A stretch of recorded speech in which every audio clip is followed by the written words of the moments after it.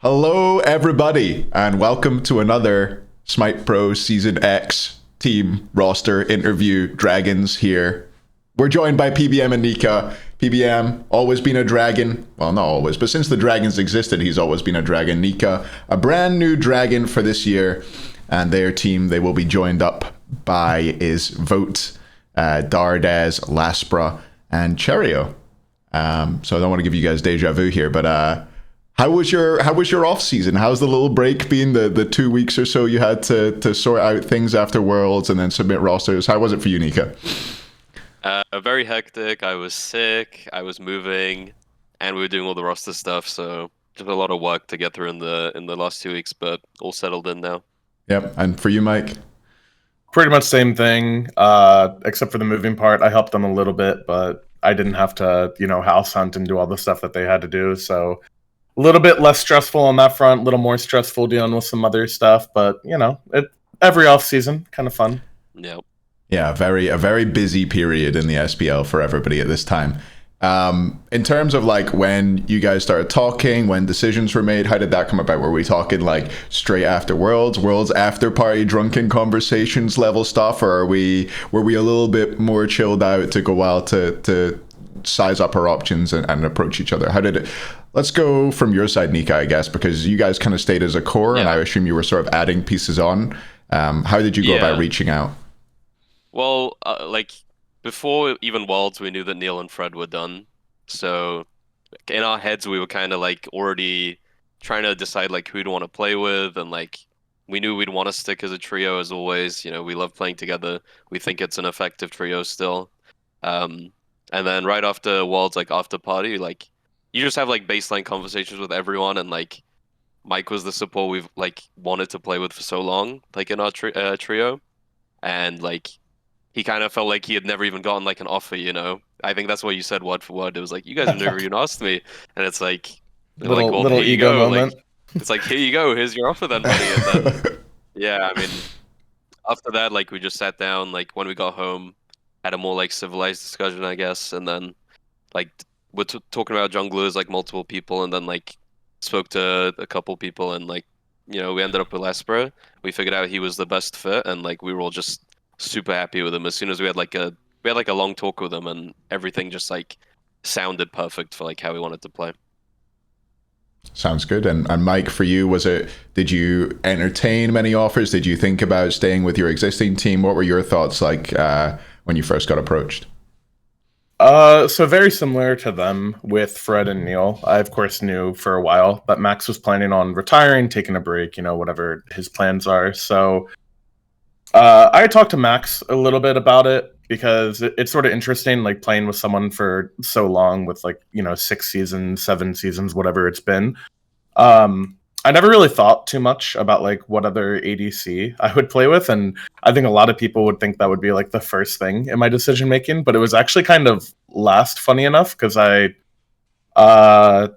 just didn't even know what to think. And I had talked to these guys a little bit at the after party and kind of saw like what everybody was up to. And for me, it wasn't like a predetermined thing that I wanted to not play with my former teammates. Like, I think all of them are incredible players, and we all just kind of had a meeting or like a discussion a couple days after Worlds and talked about where we all were. And I think Alec and I had talked and texted him like one of the nights after Worlds, and we were basically on the same page where like, we loved playing with each other. We love each other as like, friends, teammates, all that type of stuff. But there's always that like, oh, I wonder what it would be like to play with a different person dynamic. So I felt like it was kind of nice that we were all very out in the open with what we wanted, what we were thinking. I had a pretty good feeling that I knew Scream would not want to keep the core specifically together. It was one of those things where we didn't all have issues with each other, but we felt like the 4 of us staying together with a new ADC just would kind of not be the best fit for a team dynamic and how all of us wanted to play the game. So we were fine with like mixing, matching like 2 or 3 of us or whatever, but not the whole thing. And then I had kind of come to the conclusion that I wanted just something completely different. So when I had talked about, or when I had thought about other players that I would want, the first thing I kind of started with were mid laners, just without going into too much detail, just the way I want to play the game and stylistically and how I see things. That spot is very important to me as a support. And the two mid laners that I'd really want to play with mostly were Daniel or Pagon and Dardas.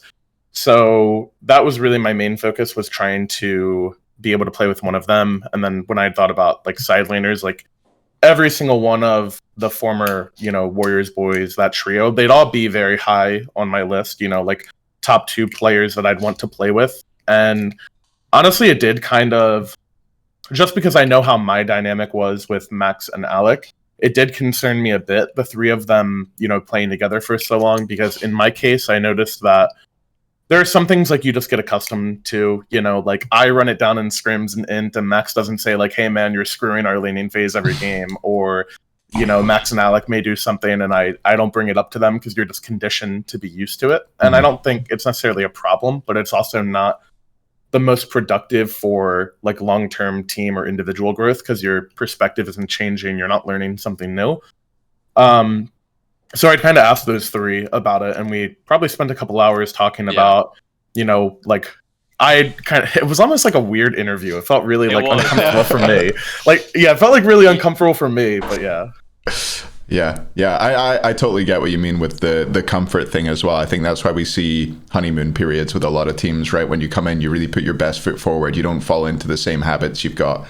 There's players who I doubt, who I'm sure are still turning up, 5-10 minutes late to scrims on semi-regular occasions. More. And yeah, they're not here yet, so I'm not late. That crap. Exactly. Classic. The worst time ever. Yeah. One of my least favorite things about coaching back in the day was that.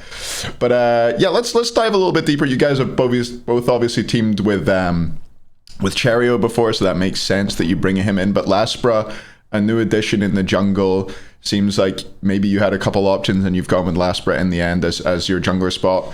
I guess, Nika, do you want to touch on why you felt like he would be a good fit for the team? What makes him like a good jungler that fits in with the rest of the pieces in your team? He's just such a flexible player. Like, he's been in my eyes, like the way I spoke to him about it as well, like the Bolts win con the past couple seasons. Like, he's able to run the game like with like utility guards, or he's even able to have those like hyper carry moments, and like he's become like a lot more consistent, I'd say, over the last 2 seasons. And like that's something we like Fred was great. Like, I loved playing with him, but obviously he had like the consistency issues. We all did, but I feel like Laspra like kind of solidifies that, and then he also offers like so much direction around the map and like really solid shot calling. Like, paired with Mike, like our trio is not teamed with like 2 people who lead, or 2 people who can dictate the map. But now like that problem is solved. We don't really see like a weakness in terms of like like gameplay on the map. So for us, it felt like a perfect fit in terms of like leadership and gameplay. Yeah, you replace one Dane with another as well. Anyway, go on. He's also he's so easy to get along with. Like even like this, we've been moved in for like a couple days. Like, he's so easy to talk to and get along with. So I don't think we'll have any issues with like team dynamic. Awesome. And Mike, I guess you've had a few junglers recently. You've had Twig, Sam, and Scream in the recent past. How do you feel about like which of those do you feel like you're getting the closest to when you bring Laspra into this roster? He actually reminds me a lot of Twig. I mean, they're all very different. Of course, I think I've been very lucky to play with very good junglers throughout my career, except for Cherry, who I never got to play with, which is absolutely criminal. I thought you were going to say you did play with him and he was bad, but no, anyway. No, I always wanted to play with Cherry. It just never worked out. But no, they're all great players, and they all have things that make them unique. I had actually talked to a couple of them. Like, I don't think Twig would mind me like leaking this, but of course, like Twig and I are still like on good terms, friends, whatever. So I talked to him at the after party, and he was kind of curious, like what I was doing, was curious if I wanted to like split from the Dragons boys or whatever. And I kind of talked like where my head was at, and he had spoken very highly of Laspra, and I've always heard great things about him as a teammate. I've heard great things about him from other players, and I think most of the pro league, most of the fan base, I would say in general, could see that he's improved a ton since like since their first year together, like season 7, when they were kind of like a mid-pack team or whatever, like that Bolts team has been very consistent, and I think a lot of it was due to the improvement from the younger guys on the team, Lass and Jake and Haddix at the time. So yeah, I never really talked to Lass that much, but we had talked for like 1 or 2 hours on Discord, and it was just the two of us, and we didn't even talk about this specific team. I just kind of picked his brain and saw like where he was at, what he wanted out of a team environment, what he wanted out of his teammates, that sort of thing. And it was kind of like a weird like old man realization for me, where like, early in my career, I felt like there weren't that many people who were kind of professional, that kind of like got how to like value a team environment, how to like run things, how to like communicate with each other, all of the like small details. Mm-hmm. And when I talked to Lass, I was like, holy crap, like this guy just gets it. Like all definitely. of it. Like all the small details, like he just gets it. Like there were just no concerns or no naivety, or I don't even know what to call it, but I was just super impressed the whole time talking to him, and I just felt like he would be somebody that would really work well with this team. When I said that he reminds me of Twig, it's not necessarily like an in-game thing. It's more just of like those details he reminds me of a lot. Like I was really excited to play with Ben on the original or our original rival team, just because I felt like the team atmosphere would be such a strong point. I felt like with me and Twig, it would be so easy to have a team that gets along, that wants to go to scrims, that wants to practice, that wants to have fun together. And I get that same sort of feeling with Lass. I feel like he's just like one of the ultimate like glue players in terms of like, you don't have to worry about him raging. You don't have to worry about him not wanting to go to work. You don't have to worry about him like, being toxic or anything like that. So I just feel like that's one of the things I'm really excited about. Yeah, always great to have a team who can all support each other. It sounds like he absolutely crushed his interview with you guys. It sounds like he smashed out the park. He was like, he walked out of there, I've got the job, 100%. If he starts feeding, I'm gonna be pissed. Yeah, I'm really excited to play with Lass. Yeah, I'm excited to watch you guys cook, see what you can put together. So we've been pretty comfortable questions so far. I'm going to venture into the slightly less comfortable ones. I think you guys obviously played against each other in the quarterfinal, and I kind of banded that as a match to see if it was viable to keep your teams together, to see if the last 3 years that you guys have worked on, if you could keep it going and if it was worth keeping it going. And the Dragons knocked out the Warriors in the first round of SWC. But then we come out of it and Mike joins on to the Warriors core. You guys stick as a threesome, and the Dragons completely break apart. This is going to be a question that gets asked, so I'm asking it. It's not coming from me. It's coming from the fans, really, Nika. But you, Dardes, and Vote have you and Dardes been together since season 6. Is that right? The Renegades added 5. And then you added Vote in season 7, I think. So that's 3 seasons with the 3 of you, and 5 seasons between you and Dardes. And you look at the successes that you've had and the tournament wins. I think you had one with the Renegades. Renegades, mid-season, just before I joined as coach and ruined everything. But what makes you think that keeping this trio together, what makes you think that now is the time where you can push on and win trophies? How could you reassure the fans that like this roster that you're keeping together, it's worth it, and that you still have the potential to win things? Well, for me, anyone who looks at like our 3 players and like watches a full season and ever like doubts like the individual performances, like is just blind in my eyes. Like I can't really look at any of us 3, more specifically like Vote Daughters, like because I'm gonna be biased by myself. Like I can't look at those 2 and then like the rest of the players in the league and be like, yeah, I'd rather play with like this guy or this guy. Like I just don't think those players are, maybe they're like on the same level, but not necessarily better. And I don't think like there's no point breaking up like good synergy, like good friendship, because that is important. Like you do want to work well with the people you're playing with. And like I've never had an issue with those 2 in terms of gameplay. I've never like seen any of them like perform badly. So it's like in my head, it's like when people are like, you guys should break the trio up, it's like, why the trio?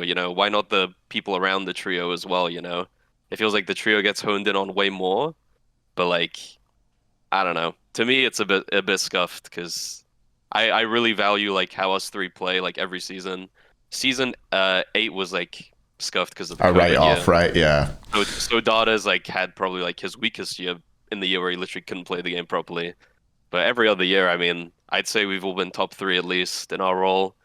You know, only one team wins at a tournament, but it feels like we're just like viewed way more harshly, and I'm fine with that. You know, it doesn't affect us. We keep playing together. We still think we can win with the right pieces, and I think this time we've got like we say it every year, but like I think this is like the best like iteration of the trio and like the 2 people who've added on. Do you feel like that puts some impetus on you guys to sort of get rolling quick, get the spring split going, win that first playoff tournament? I mean, you always like it's like kind of a dumb question. Like every team wants to like show up and just win. So yeah, I mean, obviously we'll want to start strong. We want to be strong the whole season. Mm-hmm. You know, I would personally want to just win sooner rather than later and like shut people up a little bit. But you know, we'll see how it goes. I'm confident, but I always am. Yeah. And Mike, I guess going to the same point for you, you were with the Dragons. You went past the Warriors in that first round matchup. You're obviously losing Max anyway, but what gave you this sort of confidence? I always felt from the outside looking in like you always wanted to team with Dardes. That was for sure always running through my mind. You always talked about how you love that little guy and telling him get the afro out and things like that. Was there any thoughts around like results orientedness in your decision there? So this might be a long-winded thing because there's a lot of that's not like you. That. No, not at all. So with Dardes, like, you know, it was kind of funny. Like, I never really got to scrim against the guy until they moved in season 6, and it was just always like a run. I just loved the way he played scrims. Like, he just didn't care about like KDA saving or anything like that. So it literally became a running bit. Like, one of us would dive each other in our tower at like level 2 during the invade meta, and just like someone's getting first blooded and someone's getting pissed off, and we would just always message each other. So like that's like carried over for years. So I've always enjoyed like the way Dardes plays the game. Very similar to Twig when he played mid. Like I just like it when my teammates aren't afraid to get in there.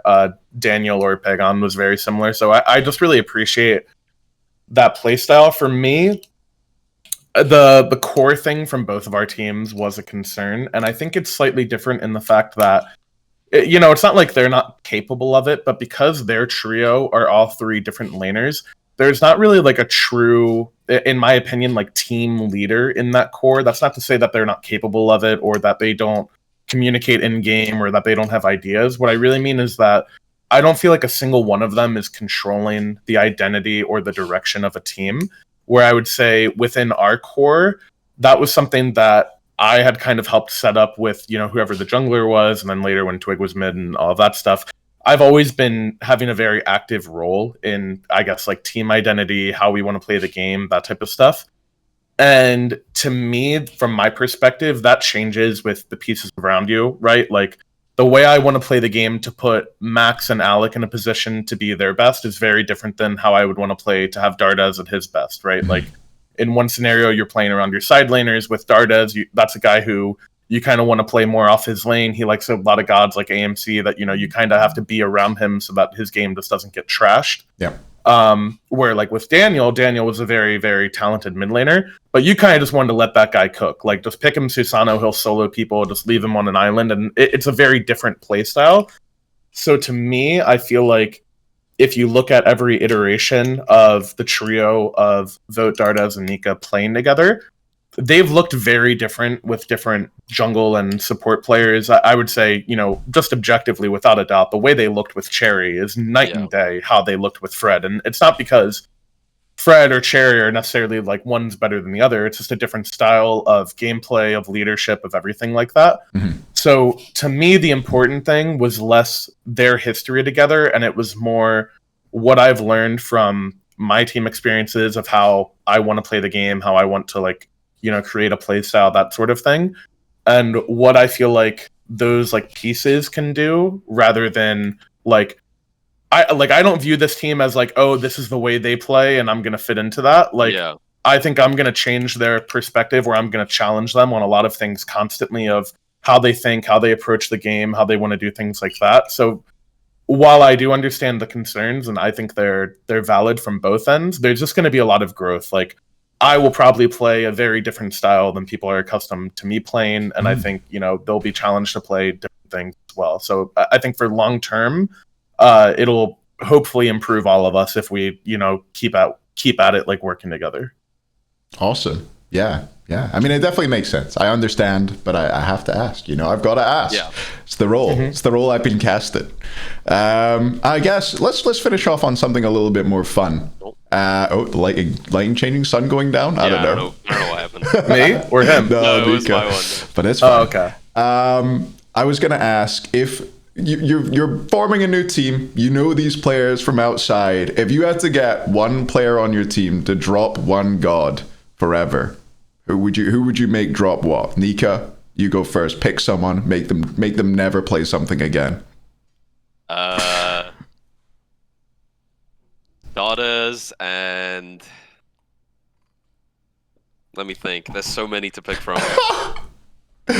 Daughters and like Vulcan. There you go. Okay, we're dropping the Daughters Vulcan. For like the 2 weeks. You tried to play that. Whew. Maybe How bad Vegas could is it really removed be? again. Yeah. Most of us also were in the wall with majority of the cycle. Every time. Oh It was god. rough. I still remember the first LAN I ever went to with Wolfie, Ice, the rival boys. Wolfie accidentally had his Vulcan out on Instacast, and that was good times. Yeah. Mike, same question to you. Who are you making drop something? You getting rid of the Nika RTO so you can take it in support? I gotta pull up the god list because I haven't played with these guys as Yeah, much. It's off the gotta, top of my head, that was tough. yeah, Maybe I gotta should have spark warned my. you. I was told not to warn Mike specifically what I was going to ask. so Yeah, you no, can- I'm glad. I I'm glad don't- you didn't warn me. I think it's better this way. You should Maybe order. this might apply to all ADC players, but surely I've seen enough of the vote Raijin. Like, surely Oh, I don't. I've only seen it once, dude. I've had one. It was more than enough. More More than enough for sure. That game. He had a rough one. He definitely had a Yeah. rough one. But Yeah. yeah. He's one of the better mage ADCs, though. One thing I want to see more of is the He vote is. pause. Give me more vote pause Dude. any day. Vote is actually like somehow really well, not somehow. He's a good player, but Somehow. he's actually really good off roll. Like he's a pretty good Yeah. jungler too. That's Yeah. all he plays. He just only plays off roll. So Yeah. Does he queue Phil or does he just queue jungle? I feel like he's always jungle in the I ranked think he queues. just queues Phil. Yeah. What a guy. That's just the Scottish, We're Phil players and we do what we do. Anyway, that's it, I think. Any final things you'd like to say before we let you go? Anything you want? Oh, you know what I forgot to ask? Oh. Branding. Dragon switch up. Nika, you kept 3 players in the Warriors core. You've changed over to the Dragons. Can you guys talk to me a little bit about what went into that decision? What about all the Nika jerseys that have been purchased out there mean, for all the little Nika maniacs? Yeah, us three, we definitely want to just change. Like personally as well, like I kind of view this year as just change. Like we're moving house, new team. Why not get a new brand as well? Like we had like a couple that we shortlisted between all of us, and like we didn't really like want Warriors again. We wanted something new. That's for sure. And Mike, you've kind And of... I think there's just cooler brands as well. There you go. And Mike, you've kind of worked with this brand. You've tried to kind of grow it. Is that like a factor in wanting to keep it around? Yeah, I think between me and just like the league in general, without saying like too much of their business, just because we all did kind of like go our separate ways. It probably just like giving it to like Scream or to Daniel doesn't make a ton of sense because they didn't play with it as long as me and Alec did. And Alec, of course, going to the Levi is a bit more established, given that they've like won a world championship under that banner, all that type of stuff. So I think it just made sense to keep with me the whole get jammed, all that type of stuff. And it is one of the, in my opinion, one of the better brands. I think it has been the most popular brand in the SPL. Of course, a lot of that due to the core that we had. Alec, obviously, a super popular player. Same thing with Max. So, yeah, I'm down to keep it. I'm personally, listen. They kept trying to tell me it was pink, but to me, the Warriors color, it's like borderline red, pink. I'm a bit It's of a more red. pink than red. I'm a bit of a red hater though, and I'm a big purple and pink lover. And the Dragons are purple, so that's all I got. It adds up. Cool. Yeah. Nice. I'm glad I remembered to ask that at the very last minute. This is why I should have notes, but whatever. We've done it. 25 minutes. Thanks so much for coming on, guys. You made this super easy. I appreciate it every time. And yeah, I hope everybody's excited to watch the new Dragons coming into the next season. Yeah, thanks for coming on. Love you guys. And goodbye. Love you too. Love you too. Oh, Love he you didn't more. get-